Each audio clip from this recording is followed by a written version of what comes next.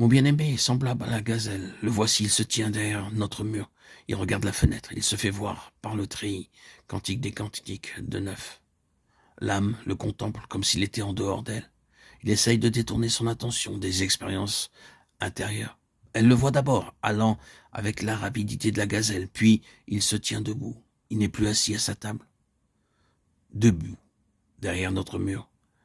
Elle ne craint plus de dire notre maintenant et se réjouit à la pensée qu'il est avec elle dans la salle du festin, dans la retraite cachée de son cœur.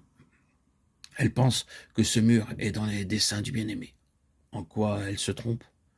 Elle ne voit pas que c'est un obstacle qui l'empêchera de se révéler aux autres par elle et qu'il fait partie de cette vie terrestre qui doit disparaître. Il faut que les murs soient renversés. Ésaïe 22:5. Il n'y a point de mur de séparation dans la vie céleste. Sur la croix du calvaire, le Christ a brisé le mur de séparation entre l'homme et l'homme, aussi bien qu'entre l'homme et Dieu. Éphésiens 2:14, 15, 16. Il est mort pour qu'il y ait une nouvelle création, un nouvel homme parfait dans l'unité. Jean 17, 23. En lui doivent cesser toutes les divisions que provoque le péché.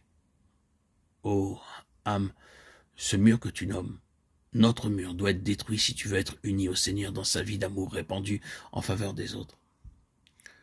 Mais dans la salle du festin, l'âme ne pense pas aux autres. Elle est trop absorbée par ces jours de ciel sur la terre. Elle ne désire pas regarder au-delà, ni se tourner vers ceux qui ont le cœur brisé et que la tristesse accable. Comme Pierre, elle est prête à oublier la multitude dans la gloire du mont de la transfiguration. Il fait bon ici. Construisons des tentes, dit-il. Qui a connu la venue du Consolateur et la révélation du Christ dans le tabernacle du cœur connaît aussi le danger qu'il y a sur le moment même de s'estimer spirituellement très haut. Danger de regarder les autres avec une certaine pitié, danger de porter sur eux bien qu'inconsciemment un jugement, crainte des devoirs qui nous enlèveraient aux joies de la communion intérieure, communion si absorbante qu'elle rend difficile tout retour aux choses de cette vie, tout intérêt dans les affaires, en apparence si futile, si indifférente de ceux qui nous entourent, incapacité à comprendre des choses pratiques et réellement importantes, parce que tout ce qui est extérieur ne semble plus que l'écho lointain d'un autre monde.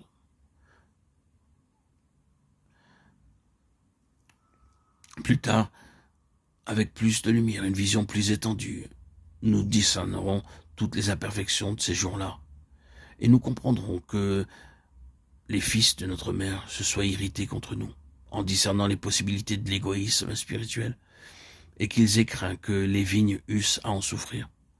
Leur erreur, c'est de n'avoir pas compris que le Seigneur conduirait à bien l'œuvre qu'il avait commencée, et qu'il guiderait l'âme rachetée au temps marqué par lui vers une activité multipliée et fécondée par la puissance du Saint-Esprit. L'âme, dans la joie de la communion intérieure, ne discerne pas que toute l'attitude du bien-aimé est celle de l'action.